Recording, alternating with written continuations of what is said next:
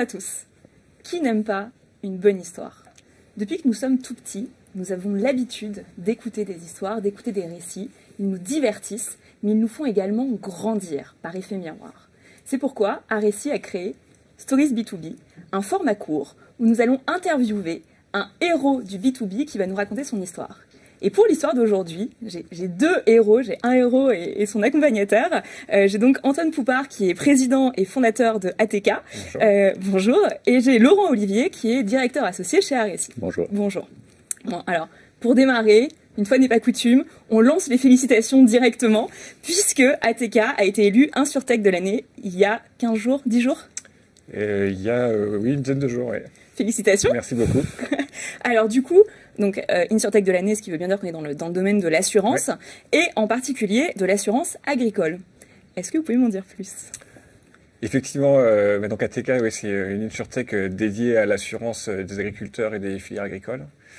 C'est un sujet et c'est un marché, moi, qui me tient particulièrement à cœur parce que je suis fils d'agriculteur. Et ma carrière, jusqu'à présent, a toujours été dédiée à ce milieu et au fait de trouver des solutions innovantes pour servir les agriculteurs, leurs revenus, leur qualité de vie et leur avenir.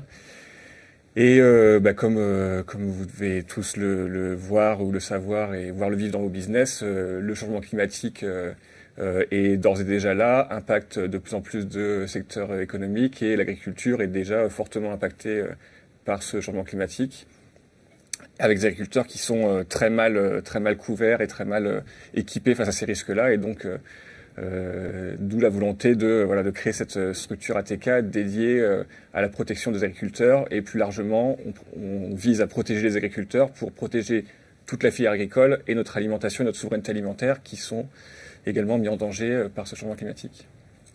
C'est pas forcément évident pour moi avoir des proches qui sont également dans l'agriculture.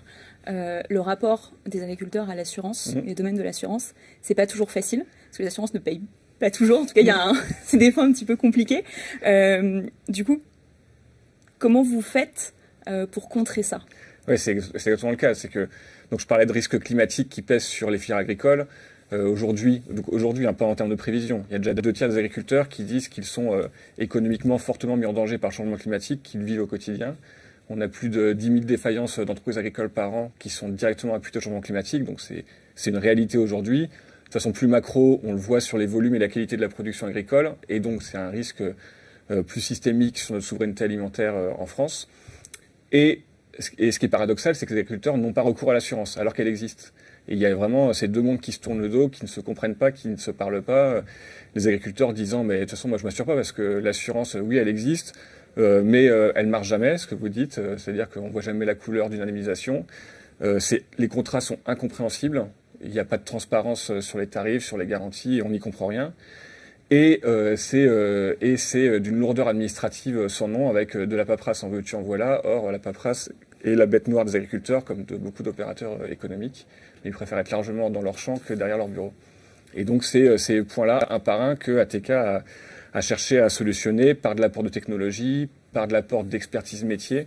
Parce que pour bien assurer un opérateur économique, il faut bien connaître son métier et l'évolution de son métier.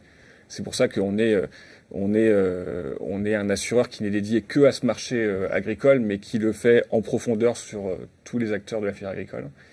Et grâce à la technologie, grâce à l'expertise métier, on rend l'assurance agricole plus simple à comprendre, donc des contrats qui soient compréhensibles, des tarifs qui soient transparents et comparables, ce qui n'est pas du tout la norme du marché, plus simple à utiliser, avec un parcours client qui est entièrement digitalisé enfin quasi paperless, même complètement paperless d'ailleurs. C'est une assurance qui est plus efficace avec des garanties sur mesure et des contrats qui sont co-construits avec les agriculteurs, avec leurs coopératives, on y reviendra. Et c'est une assurance qui est plus proche, parce que voilà, le taux d'équipement du marché, c'est 30% d'agriculteurs assurés depuis 15 ans et ça ne bouge pas d'un iota. Donc à un moment, il faut se remettre en question et dire il faut arrêter d'attendre que les agriculteurs viennent dans des agences pour s'assurer. Il faut leur apporter l'assurance dans les cours de ferme. Et donc, une forte originalité du modèle d'ATK, c'est de s'appuyer sur les partenaires économiques numéro 1 des agriculteurs, que sont les coopératives ou les négoces agricoles, pour aller porter cette assurance agricole jusque dans les cours de ferme auprès d'acteurs qui sont aujourd'hui non assurés. Donc l'assurance plus proche, plus efficace et plus simple. Et si je ne citerai qu'un chiffre pour montrer que ça marche, c'est que 80% des clients d'ATK aujourd'hui sont des agriculteurs qui n'étaient pas assurés avant qu'ATK arrive sur le marché. Donc c'est notre cible, et on arrive à les conquérir, on arrive à faire rentrer dans le marché des agriculteurs qui ne trouvaient aucun intérêt à s'assurer jusqu'à présent. Donc plus de lisibilité, plus de simplicité, la proximité. Ouais. Et pour faire passer les messages, il fallait une agence. Une agence. Avec laquelle travailler. Donc Laurent, rebonjour. Juste très rapidement du coup pour vous présenter. Vous êtes en charge de la branche B2B donc de Epoca qui s'appelle Arecy. Ça veut dire quoi faire aujourd'hui du marketing B2B pour vous? Alors ça veut dire, et on vient un petit peu d'en parler effectivement avec Antoine, essayer d'aller réconcilier sens et performance. Et donc expliquer, donner du sens aux produits qu'on essaye de vendre, hein, ou le service qu'on essaye de pousser, et puis concrètement aller jusqu'à l'activation qui est aujourd'hui effectivement très digitale. Mais voilà, faire du marketing B2B, c'est ça aujourd'hui. Et d'ailleurs, nous, c'est ce qu'on dit souvent, c'est que business to business, B2B, c'est pas que business to business, c'est brand to business, c'est relier la marque pour aller en faire un accélérateur du business. Et c'est tout à fait ce qu'on a fait dans cet exemple avec ATK, comme vient de l'expliquer Antoine, avec le sens de cette assurance qui va bien plus loin que simplement être un papier sur lequel on va signer un contrat qu'on n'a pas d'ailleurs lu. C'est ce que j'aime avec Arecy, c'est qu'à chaque fois vous avez des clients qui ont du sens. C'est très chouette et des belles histoires. Du coup, comment s'orchestrer le début de la mission côté Arecy?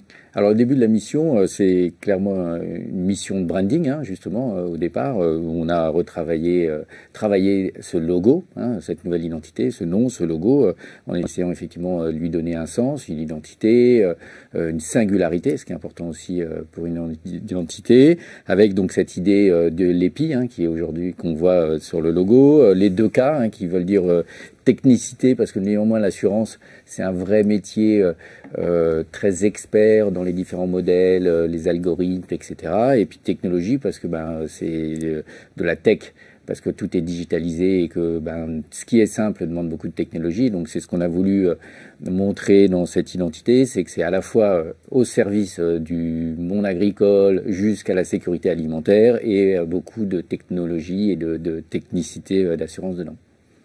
Vous vous y connaissiez un petit peu en branding avant de travailler avec Arecy?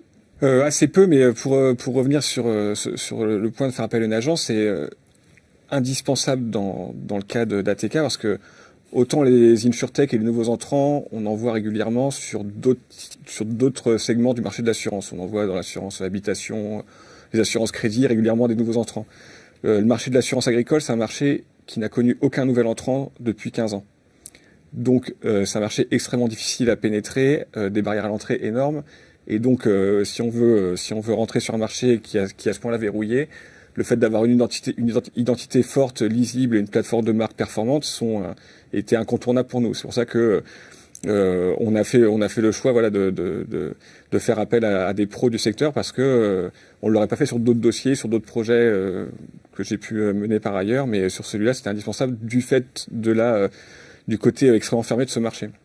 Et d'ailleurs, les codes qu'on a utilisés, hein, on voit bien, on a toujours trouvé le bon équilibre entre les codes du marché, du secteur, de l'agriculture, voilà, et donc d'aller aussi vers des codes plus tech, plus dans les codes actuels de ce qu'on va trouver sur Internet, hein, comme on voit ici sur les exemples, où on est allé chercher ces couleurs qui sont peut-être plus actuelles et qui vont nous emmènent plus vers la techno, tout en gardant quand même l'ADN d'une utilité sur des personnes qui sont concrètement dehors en train de s'occuper de soigner leur culture. Alors, je vais m'arrêter un peu sur la question du branding, parce que j'aime beaucoup ça.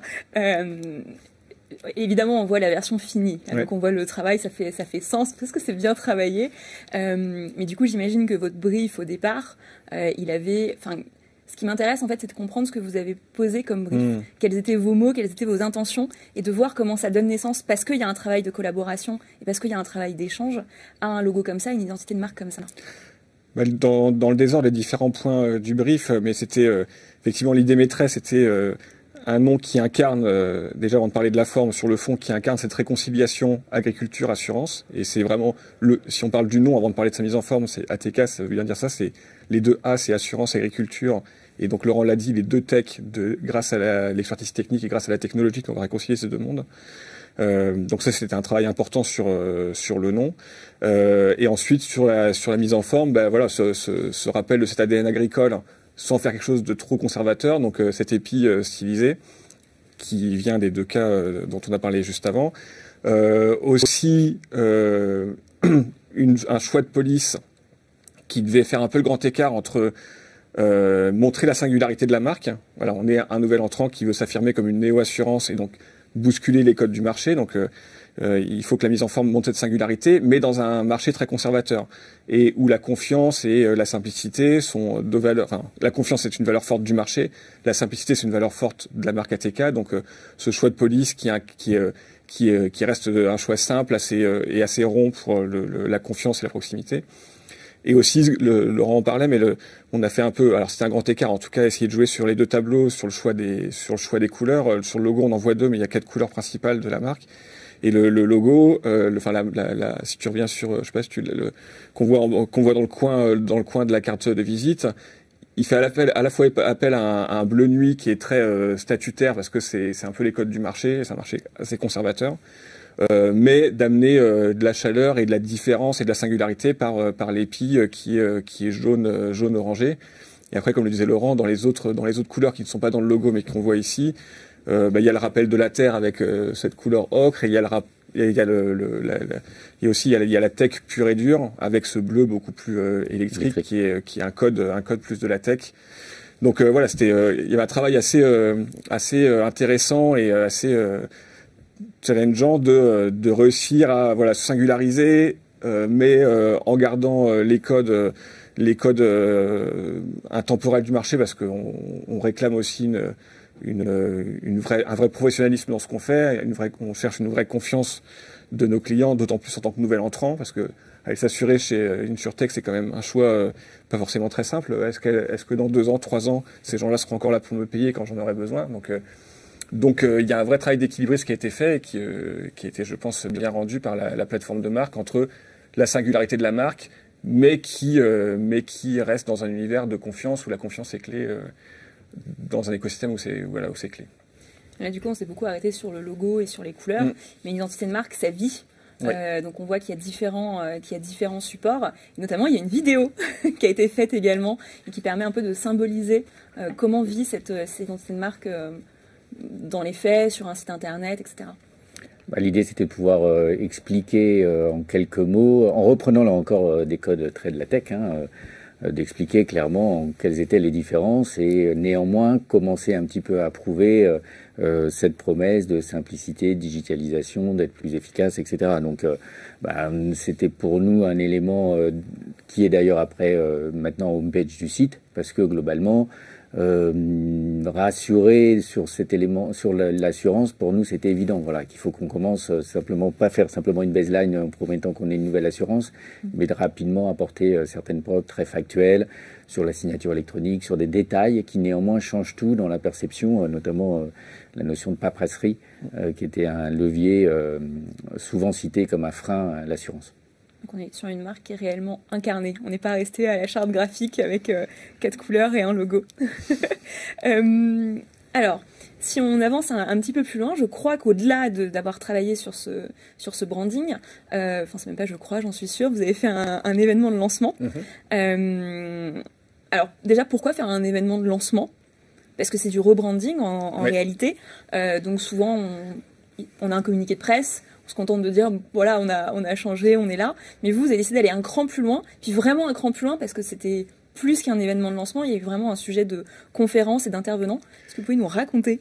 Oui, effectivement, on a pas mal travaillé sur un événement assez lourd, un événement de lancement en tout cas assez riche avec des intervenants très haut de gamme. L'idée était effectivement, c'était un rebranding avec un nom précédent qui était un nom très neutre qui faisait appel à l'origine de la holding, d'où sortait l'entreprise. Là, c'était vraiment d'affirmer une identité propre, de l'affirmer à nos clients, à nos partenaires assureurs, à l'écosystème. Et comme je le disais, c'est un monde très conservateur et donc avec très peu de nouveaux entrants. Donc, il faut frapper assez fort si on veut être entendu. Je parle pas du monde de l'assurance en général, mais du monde de l'assurance agricole. Il n'y a pas une culture du surveiller la start-up qui va monter parce que il y en a pas en fait. Donc faut taper fort si on veut être entendu. Il y avait aussi un enjeu. Autant on est très connu sur notre marché côté acteur agricole, donc côté assuré potentiel. On était de parfaits inconnus pour l'écosystème assurantiel, les assureurs, les réassureurs, les parties prenantes de cet écosystème. Donc il fallait aussi faire un effort particulier pour être vu et reconnu de ces gens-là. Et on a aussi profité du calendrier, puisqu'il y a une grosse réforme du marché qui est en cours, enfin une réforme réglementaire qui va impacter le marché qui est en cours. Donc on a lié l'utile à l'agréable, à savoir aussi faire passer des messages de fond et de l'information de haut niveau à notre marché sur la réforme en cours, avec directement les parties prenantes les plus concernées, puisqu'on avait le député en charge de la réforme qui était là. On avait un directeur de think tank, on avait le vice-président de la FNSEA, qui est le syndicat majoritaire. Donc on avait les têtes pensantes ou agissantes de cette réforme. Et donc on a mêlé les deux, un énorme contenu informatif de qualité pour le marché et le rebranding en même temps pour que les deux messages soient liés.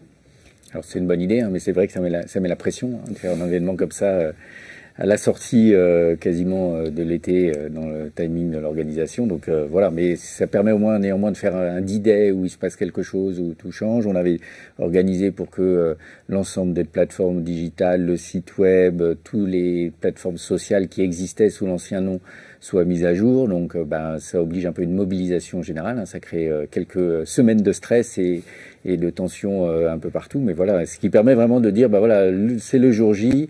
Après, il y a toute la notion de communication à l'écosystème, les clients, qu'il faut aussi prévenir que finalement, maintenant, ça va changer de nom. Donc voilà, mais ça crée effectivement une dynamique, je pense, bien plus que changer un logo. Ça montre que c'est une nouvelle étape dans l'histoire d'une entreprise. Et ce qui est important, c'est parce que là, on parle de...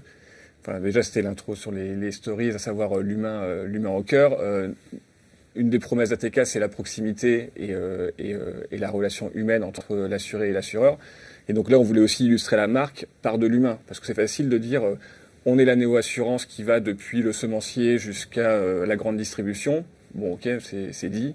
Mais là, on avait des gens qui venaient en témoigner de ce positionnement et de la réalité de ce positionnement et de la singularité et de la confiance qu'ils avaient dans ce positionnement. On avait le patron des semenciers français et on avait Serge Papin pour l'aval de la chaîne, donc ancien patron de Système U. Donc on avait des grands témoins qui venaient endorser la marque et son positionnement en disant oui, ce positionnement on en a besoin et ATK est l'acteur de confiance pour prendre ce positionnement-là.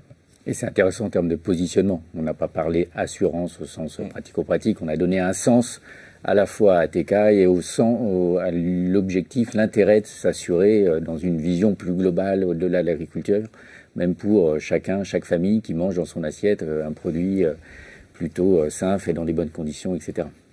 C'est un travail immense. Je pense que toute personne qui nous regarde, qui a déjà fait un changement de marque, le sait déjà sur tout ce qu'il faut faire sur un changement de marque. Et toute personne qui a déjà fait un événement présentiel, digital, avec des sommités à faire venir les gens, s'assurer, etc., c'est que c'est un double boulot du coup gigantesque que vous avez fait.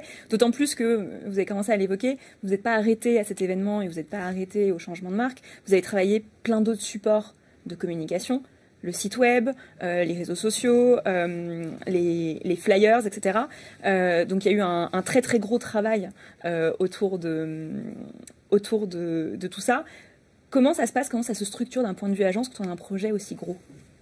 Alors il faut, pour être bien structuré, très vite passer dans une organisation un peu militaire. Donc mettre un jour, une heure, voilà, et que tout le monde est au courant que c'est un point de passage un peu obligé pour chacun et que chacun doit avancer dans sa mission, parce qu'effectivement ça fait intervenir plein d'experts, mais qu'à un moment il faut bien se coordonner, il faut éviter de faire les choses deux fois, les choses différemment. Donc c'est un peu je dirais, la base d'une organisation d'agence, hein, de savoir à la fois délivrer la bonne qualité sur chacune des expertises, mais en même temps coordonner toutes ces expertises entre elles dans le bon rythme, avec les bonnes personnes, etc. Puis donc c'est effectivement démultiplié après, donc jusqu'à l'événement sur lequel on a fait des vignettes sociales, on en a fait des capsules qu'on utilise encore aujourd'hui parce que certes c'est un événement à l'instant T, mais c'est du contenu qui est plutôt lui intemporel, donc c'est intéressant d'en faire un élément d'expression de la marque, et donc ce contenu il est toujours diffusé sur les différentes plateformes.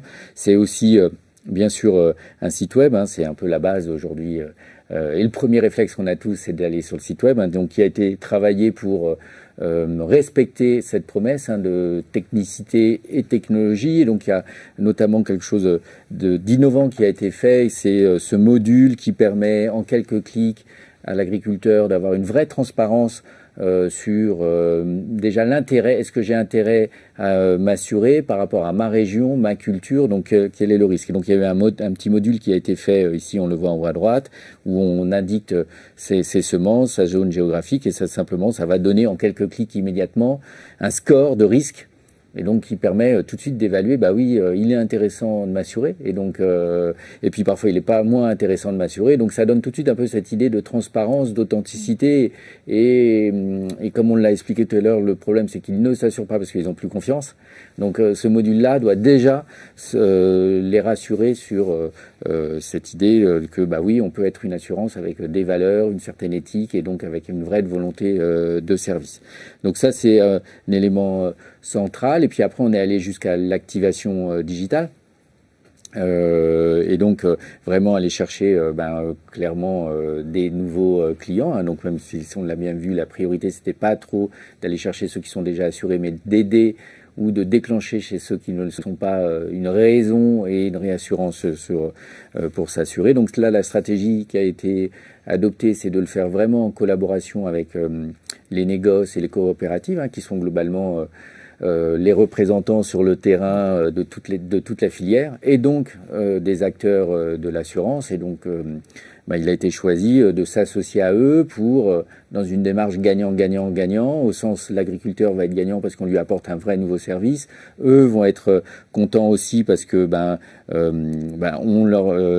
les COP, on leur apporte une opération marketing un peu structurée, et puis ATK parce que ça leur permet quand même d'avoir une visibilité auprès de ces agriculteurs. Donc comment ça s'est concrétisé? Ça s'est concrétisé, et là on a aussi réfléchi beaucoup par rapport aux pratiques des agriculteurs qui sont extrêmement digitalisés finalement, on ne pourrait pas se dire, mais qui sont des internautes très assidus et qui sont beaucoup sur Internet. Donc on a adopté les codes plutôt d'Instagram. On le voit ici dans une mécanique où déjà le format en hauteur, des mini-vidéos, des témoignages très incarnés. En haut, on voit le logo de la COP, ces séquences très courtes, mais que l'on sweep comme ça d'un écran à l'autre. Et donc ça, on l'a décliné pour chaque COP. Donc en fait, ce qui est personnalisé, c'est le logo, c'est le discours, où bien sûr, c'est pas la même personne qui parle, mais c'est globalement les mêmes arguments, mais avec ses vrais mots. C'est une personne qu'ils connaissent sur le terrain, donc là ça donne de la confiance et des mécaniques jusqu'à un peu des quiz pour donner des idées sur les bonnes pratiques, sur les bons réflexes, sur les chiffres à savoir, etc. Donc ça c'est innovant dans l'approche, c'est très pragmatique au sens on n'a pas cherché à dire ATK on est les meilleurs, on a plutôt cherché à dire avec votre coop, votre partenaire de proximité, on vous propose un vrai service de confiance. On vous le prouve parce qu'il y a un petit module de recherche qui vous permet de regarder que s'il y a un vrai intérêt. Et donc voilà, c'est une démarche qu'on espère démultiplier COP après COP sur l'ensemble de la France. Ce qui est très chouette dans cet exemple, c'est qu'on est sur l'hyper-personnalisation qui s'adapte vraiment pour que les COP puissent s'emparer des outils. Et ce que je trouve très beau, c'est qu'on est vraiment sur du marketing et de la communication au service, en fait, de la mission d'ATK, parce que finalement, on est sur de la nano-assurance, mais qui vient pas pour disrupter le marché, qui vient parce qu'il y a un besoin et que les agriculteurs en ont besoin et que c'est vertueux, en fait, qu'ils puissent être assurés. Donc, je trouve ça très beau et très chouette, et ça fait du bien de voir qu'on fait du marketing et de la communication pour des choses utiles et puis qui ont du sens. Et puis c'est beau dans la période dans laquelle on est. Et ce qui me semblait important là dans ce que disait Laurent, c'est que effectivement, si on dit une des valeurs une des promesses de la marque et du produit, c'est l'efficacité parce que la personnalisation, il faut que tout ce qu'il y a autour reflète ça, et donc il faut que les campagnes marketing soient également personnalisées, de proximité, sinon ça n'aurait pas de sens d'avoir un seul ambassadeur très lointain. Enfin voilà, donc là aussi, ce qui me semble pertinent dans la proposition que nous a fait Arécie et ce qu'on a mis en œuvre, c'est ce côté alignement entre les pratiques marketing, les pratiques commerciales et la promesse que doit porter la marque et le produit. Quelque chose de très logique et de très terrain. Bon, alors quand on parle d'histoire, donc il y a la fameuse histoire du héros, donc le héros qui avance, qui voilà, etc. Puis il y a toujours un moment où il a quand même un peu des difficultés, ce héros, et sinon c'est pas drôle. Du coup, je me pose la question, est-ce que dans ce parcours, dans cette collaboration avec RSI, que ce soit dans un sens ou dans un autre, donc je vous laisse répondre comme vous voulez, est-ce qu'il y a des choses qui ont été compliquées, est-ce qu'il y a des trucs qui ont été difficiles? On peut parler de l'événement. Le D-Day de l'événement de lancement, ça génère une pression et alors c'est compliqué au sens c'est normal. Voilà, ça crée une vraie concentration de l'ensemble des énergies, de l'ensemble de l'exigence de coordination et que chaque jour compte. Donc c'est vrai que dans la relation avec un annonceur, une agence et l'ensemble des collaborateurs, c'est toujours des moments où il y a une tension. Voilà. Donc après, il faut tenir le bateau, il faut mobiliser tout le monde, rester concentré sur l'objectif et de se dire que voilà, on est tous focusés pour que ça fonctionne. Et d'ailleurs, ça a fonctionné. Mais c'est vrai que jusqu'au dernier moment, on ne sait pas. Et puis les changements de dernière minute font partie de notre métier. C'est pour ça qu'on a besoin d'une agence. C'est que c'est pas simple, c'est désorganisé. Donc c'est notre métier. Voilà. Et mon job, moi, c'est de l'expliquer aussi aux équipes. Ok. Et moi, je pense qu'il y a une difficulté qu'on a amenée avec nous, c'est la difficulté, la spécificité de notre marché. Je parle agricole, pas assurantiel, qui est quand même un monde un peu à part avec ses codes, avec ses modèles économiques, ses modèles de distribution. Donc c'est vraiment une difficulté. Je pense que c'est compliqué sur un cas comme ATK de juste dupliquer des bonnes pratiques vues ailleurs ou fait ailleurs. Je pense qu'il faut vraiment se réinventer, donc accepter de repartir un peu d'une page blanche parce que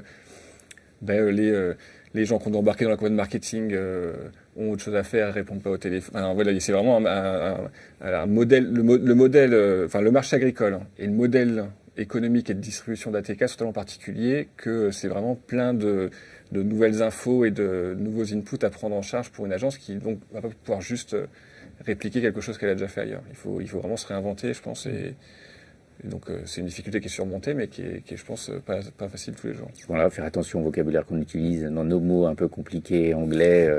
Lorsqu'on veut quelque chose de simple, évitons de compliquer. Voilà, c'est aussi des détails comme ça dans la relation qui fait que on parle à des gens où on se comprend et on crée pas des complications inutiles et on est efficace dans la démarche. Voilà. De toute façon, sans réinvention, il n'y a pas de réelle innovation, il n'y a que de l'optimisation. Donc, on a une bonne preuve de ce que c'est que se réinventer sur ces sujets-là. Bon, alors du coup, alors InsurTech de l'année, je vais dire, c'est quoi la suite? Parce qu'on est déjà pas mal là, on est déjà bien. C'est quoi les projets ensuite pour ATK et puis c'est quoi la suite avec RSI? Puis surtout face à des très gros acteurs, dont Luco, qui est quand même un peu la référence, on va dire. On avait 100, là vous voyez les logos en bas en petit de nos compétiteurs sur la finale, donc il y avait une cinquantaine de concurrents, 9 finalistes, dont de très très belles startups françaises qui pour certaines seront probablement des licornes comme Achille, Assurly ou Luco, et donc c'était sacrée surprise. Je pense que ça s'est vu sur place, ça se voit sur les photos que c'est pas fin comme surprise. Et la suite c'est la réussite commerciale du projet. Voilà, on est un nouvel entrant qui a réussi à prendre pied sur un marché que tout le monde pensait impossible à pénétrer parce que personne n'y avait réussi. Donc on est maintenant le 3e intervenant du marché, mais avec une faible part de marché parce que c'est un marché qui est en situation de monopole, un peu duopole. Donc maintenant la suite c'est de transformer ces succès d'estime et de reconnaissance et de légitimité en succès business. On est sur la bonne voie pour ça, ouais. Et les projets côté agence, c'est top secret, on peut pas dire ce qui va suivre. Bon, alors on peut pas dire, je peux jamais dire ce qui va suivre, mais voilà, nous notre job c'est à la fois de continuer à donner du sens à cette marque. Donc il suffit pas de faire un lancement, il faut l'alimenter, il faut le prouver, il faut raconter des histoires, parce que c'est aussi pour ça qu'à la fin, quand on est le 3e acteur, on a aussi préfère mettre son argent dans telle assurance parce que justement on se dit tiens c'est utile, j'ai plus confiance, voilà. Donc nous on pense que c'est qu'il faut continuer de creuser ce sillon, si je peux permettre, parce que c'est ça qui va faire qu'à la fin mon assurance, oui, mon argent je préfère, j'ai plus confiance, voilà. Et puis bien sûr après continuer cette stratégie de partenariat avec les COP qui permet d'arriver en duo pour apporter un vrai service et convaincre à la fin. Merci pour votre temps. Je pense que cette interview, elle nous montre à quel point le sens, ça fonctionne et ça marche et ça paye et il y a des prix et il y a des gens qui sont là et ça donne de l'espoir et je pense que c'est grâce à des entreprises comme la vôtre qu'on vit dans un monde qui s'améliore de jour en jour. Donc merci beaucoup et bonne journée. Merci.